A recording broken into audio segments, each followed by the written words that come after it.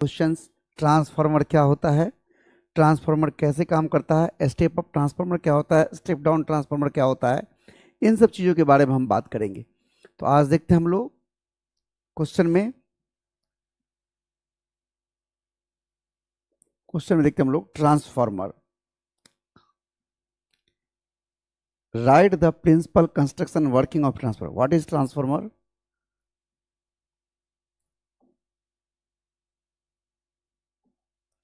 ध्यान दीजिएगा, what is transformer, write it's principal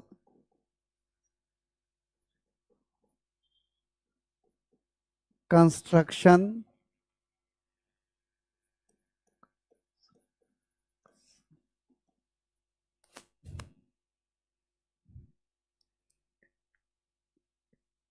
write its principal construction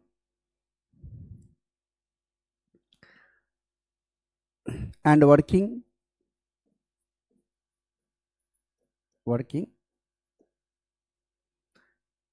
और इसके ये एक पार्ट हुआ ए पार्ट, और बी पार्ट में एनर्जी लॉस इन ट्रांसफार्मर। दो क्वेश्चन हो गया, energy loss in transformer, explain the energy loss in transformer.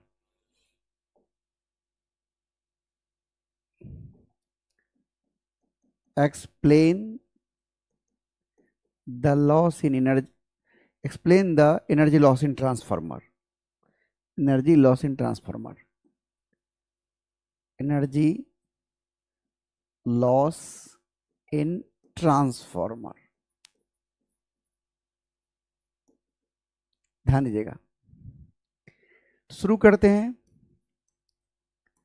सबसे पहले ट्रांसफार्मर क्या है, ट्रांसफार्मर क्या होता है, यहां शुरू करते हैं जवाब।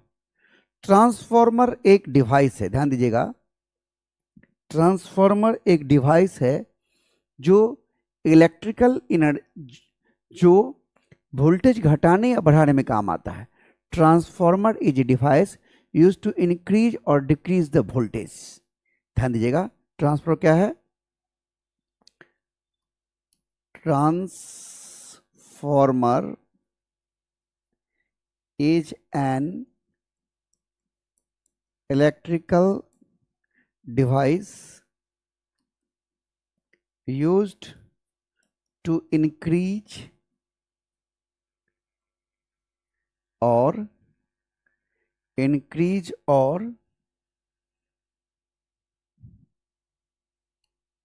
decrease the voltage। ट्रांसफार्मर एक इलेक्ट्रिकल डिवाइस है जिसका इस्तेमाल वोल्टेज घटाने या बढ़ाने में होता है, ठीक है। दूसरा, इसका प्रिंसिपल क्या होगा, कंस्ट्रक्शन, यहां पर पहला पार्ट का ध्यान दीजिएगा, प्रिंसिपल सिद्धांत। ट्रांसफार्मर का सिद्धांत क्या है, तो सिद्धांत में हम लोग बोलेंगे कि यह mutual inductance between primary and secondary coil and self induction in primary coil के प्रिंसिपल पर आधारित है। It is based on the principle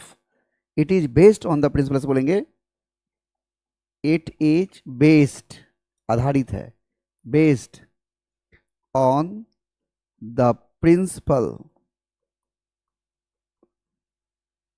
of mutual induction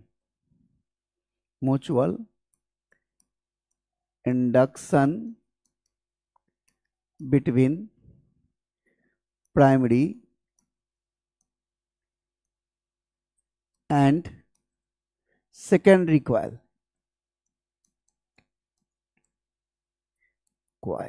yeah, and also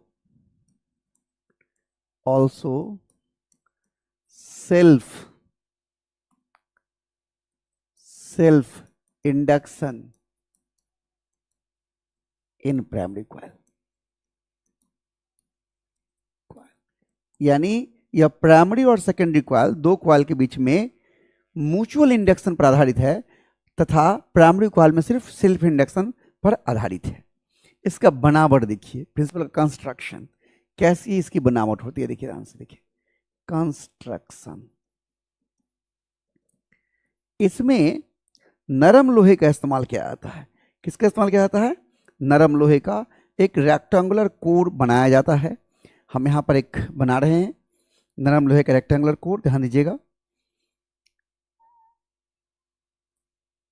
ये तो हमारा कलम थोड़ा ज़्यादा मोटा चलता है, फिर भी चलिए ठीक है। एक कोर है, इसे थोड़ा सा मैं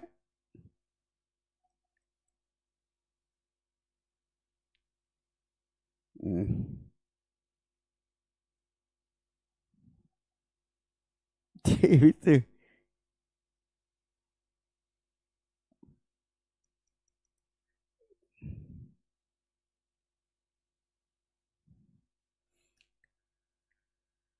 जब कीड़ा चलता है ना, ये थोड़ा सा ब्रेक होने लगता है, ध्यान दीजिएगा। कहीं कोई कीड़ा चल रहा है, इस वजह से ये टच में प्रॉब्लम हो रहा है।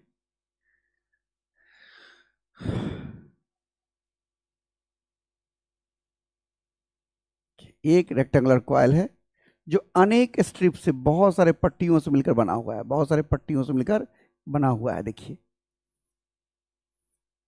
बहुत सारे पट्टियों से मिलकर बना हुआ है, समझ रहे हैं? यहां पर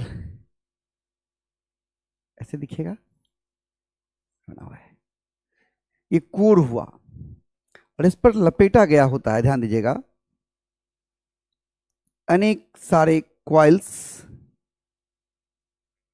ध्यान दीजिएगा, ए नंबर ऑफ टर्न्स, ऐसे।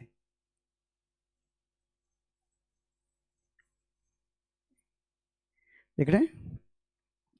इसे कहते हैं हम प्राइमरी कॉइल, इसे हम कहते हैं प्राइमरी कॉइल, प्राइमरी कॉइल। इसे कहते हैं हम सेकेंडरी कॉइल,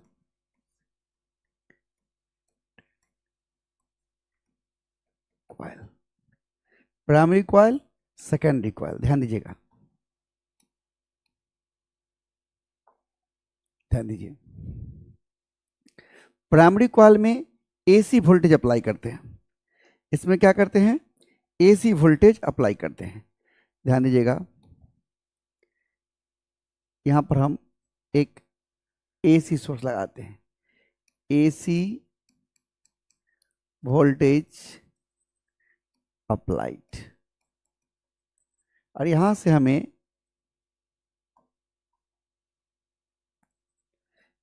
आउटपुट मिलता है, यहां से हमें आउटपुट मिलता है, आउटपुट, ध्यान दीजिएगा। एसी वोल्टेज अप्लाई करते हैं, यहां से आउटपुट मिलता है। प्राइमरी कॉइल में एसी वोल्टेज अप्लाई करते हैं और सेकेंडरी कॉइल से बाहर मिलता, आउटपुट बाहर मिलता है। तो हम लिखेंगे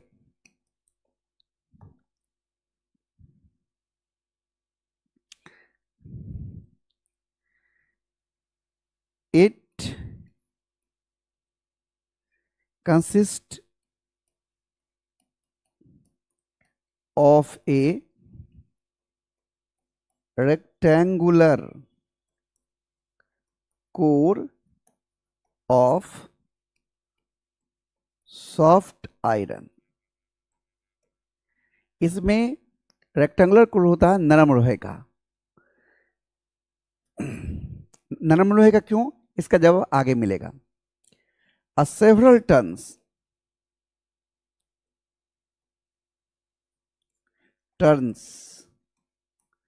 of copper wire is wounded on its opposite arms।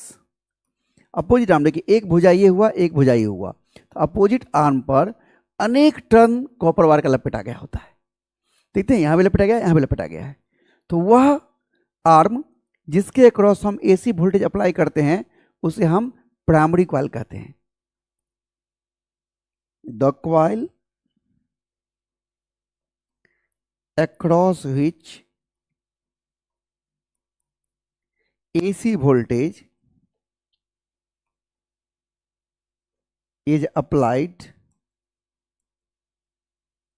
called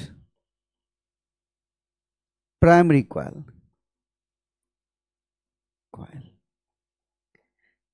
And the other coil through which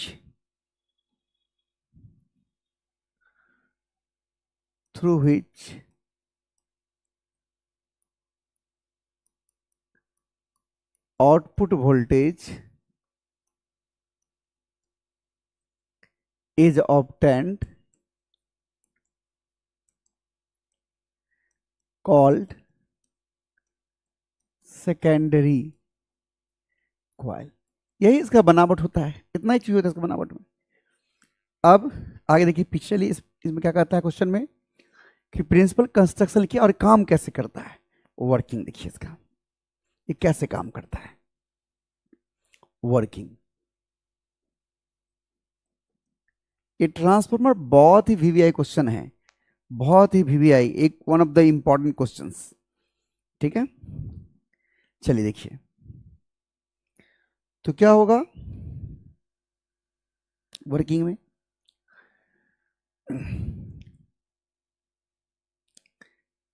when AC voltage is applied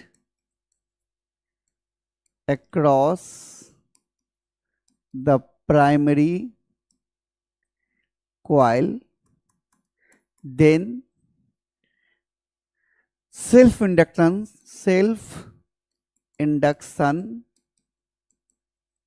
takes place in primary coil, and a variable and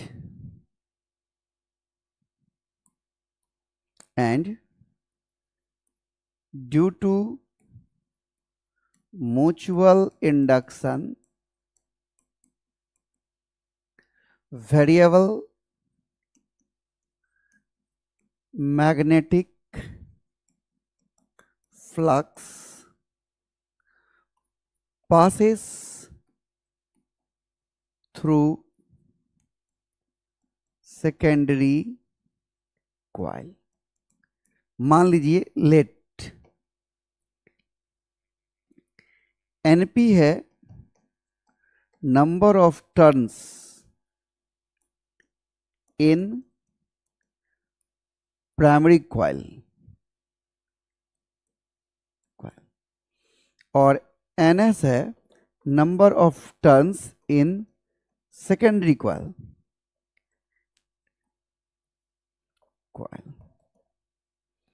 उसके बाद 5P है magnetic flux through each turn off primary coil. 5P है magnetic flux through each turn off primary coil, और 5S है magnetic flux through each turn off secondary coil. अब EMF induced क्या होगा, therefore primary coil में induce होगा minus number of turns NP into D 5P by dt, and secondary coil में जो EMF induce होगा वो minus NS D 5S by dt। ये Faraday law of electromagnetic induction से लिखे हैं, आप लोग पढ़े हैं ना, Faraday law of electromagnetic induction पढ़ा है ना आप लोग को, ये होगा। ध्यान दीजिएगा, इसको 1 कहते हैं, इसको 2 कहते हैं, भाग दे दीजिए 2 में 1 से, क्या हो जाएगा ES बट्टा EP बराबर NS d phi s by dt बटा NP d phi p by dt। ध्यान दीजिएगा, इसको मैं 3 कहता हूं। ध्यान दीजिएगा, आइडियल ट्रांसफार्मर अगर हो जिसमें एनर्जी का लॉस नहीं हो तो phi p और phi s बराबर होता है। क्या लिखेंगे? फॉर आइडियल ट्रांसफार्मर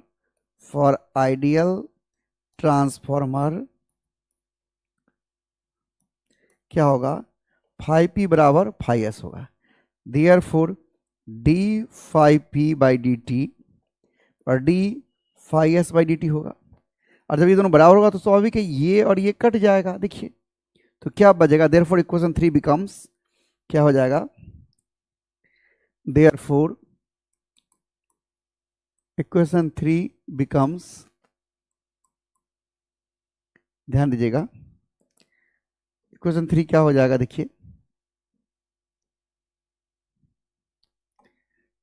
क्या हो जाएगा? ES बाई EP बराबर NS बाई NP। इस रेशियो को हम लोग कहते हैं N मतलब ट्रांसफॉर्मेशन रेशियो,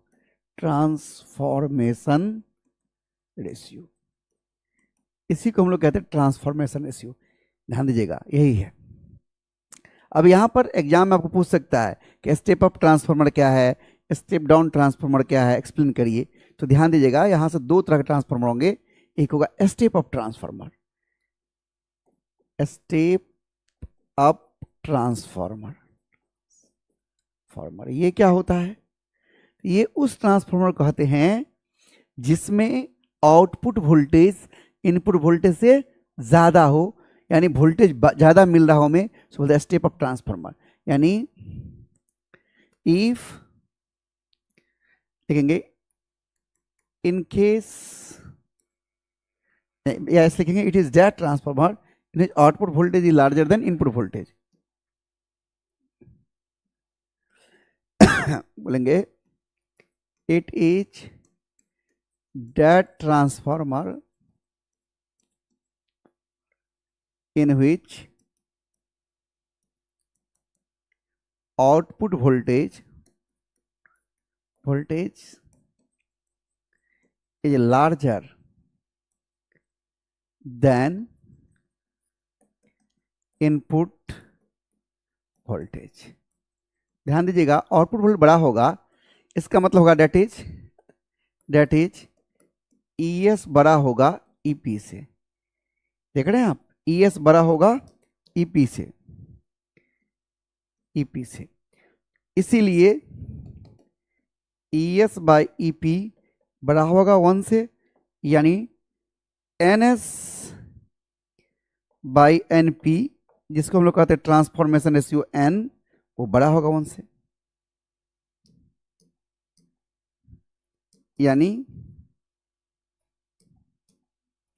N बड़ा होगा 1 से, या ध्यान रखिएगा ट्रांसफॉर्मेशन रेशियो 1 से बड़ा होगा। स्टेप अप में क्या होगा? Transformation ratio is greater than 1, transformation MATION ratio greater than 1 for step up transformer ध्यान दीजिए बड़ा होता है। तो स्टेप अप ट्रांसफार्मर के लिए ट्रांसफॉर्मेशन रेशियो बड़ा होता है 1 से। देयरफॉर जब 1 से बड़ा मतलब NS बड़ा होगा NP से, मतलब बड़ा होगा 1 से, यानी NS बड़ा होगा NP से।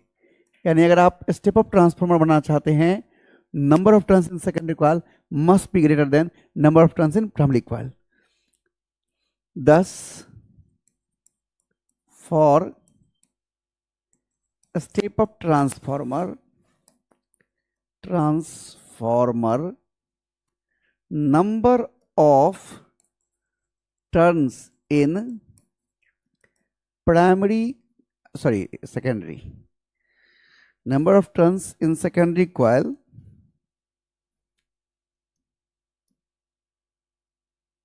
number of turns in secondary coil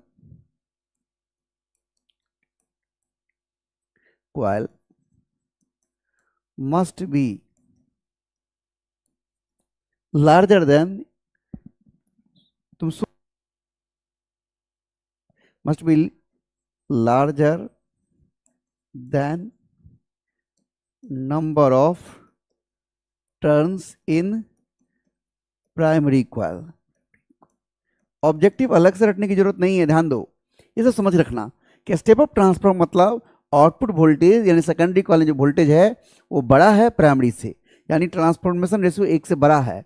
और यह तभी संभव है जब नंबर ऑफ टर्न्स जो कॉइल लपेटे थे ना वो ज़्यादा हो प्राइमरी से, तब स्टेप अप ट्रांसफॉर्मर बनेगा। समझ रहे हैं आप लोग बात? स्टेप अप ट्रांसफॉर्मर कब बनेगा? जब नंबर ऑफ टर्न्स बड़ा हो, सेकेंडरी में प्राइमरी से। तो ये हो गया स्टेप अप ट्रांसफॉर्मर। अब दूसरा होता है step down transformer. Step down transformer, इसमें क्या होगा?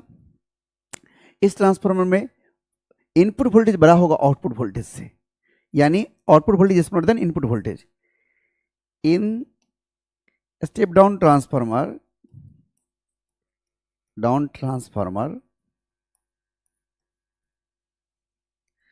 Output voltage is smaller than input voltage.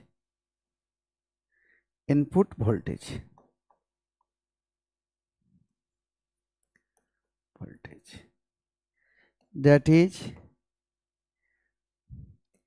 ES छोटा होगा EP से, implies that ES by EP less than 1 होगा, implies that N छोटा होगा 1 से, यानी ट्रांसफॉर्मेशन रेशियो 1 से कम होगा। यहाँ पर क्या होगा? in this case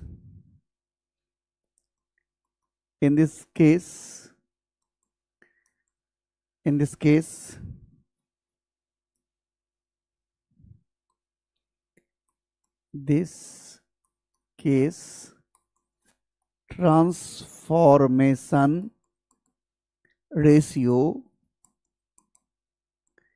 is less than 1. This is possible, यह संभव है। This is possible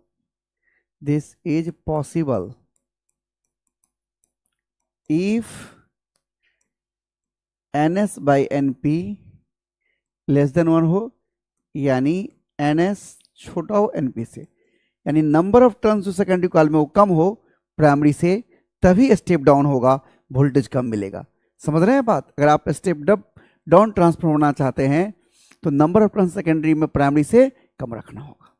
ओके, तो आपको ये भी समझ में आ गया स्टेप अप ट्रांसफर क्या है, स्टेप डाउन ट्रांसफर क्या है, ये भी आप समझ चुके हैं। अब एनर्जी लॉस इन ट्रांसफार्मर, हम लोग इस पर बात करेंगे कि एनर्जी लॉस ट्रांसफार्मर में कैसे कैसे होता है। तो ट्रांसफार्मर एनर्जी लॉस 3 प्रकार से होता है, आयरन लॉस, कॉपर लॉस और हिस्टेरेसिस लॉस। तो हम इस पर बात करेंगे, ध्यान दीजिए जरा एक बार। मैं यहाँ क्वेश्चन पर लाता हूँ, देखिए, explain the energy loss in transformer. तो क्या होगा, देखिए बी में, there are following ways of energy loss of transformer. There are following ways, मतलब तरीके, following ways of loss of energy in transformer. एक है जिसे हम कहते हैं आयरन लॉस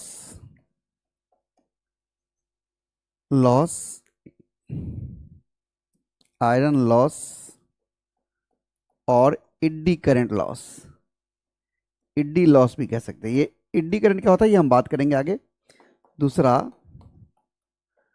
कॉपर लॉस और तीसरा होता है हिस्टेरेसिस लॉस। हिस्टेरेसिस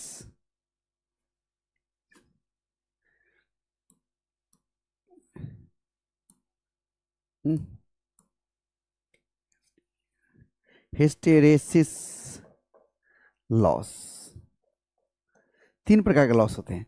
हम तीनों लॉस पर हम आगे बात करेंगे, क्योंकि अकेला एडी लॉस या एडी करंट क्या है ये भी 2 मार्क्स से पूछता है। हिस्टेरेसिस लॉस क्या होता है ये भी 2 मार्क्स से पूछता है। तो हम इन सब चीज़ों पर भी हम बात करेंगे।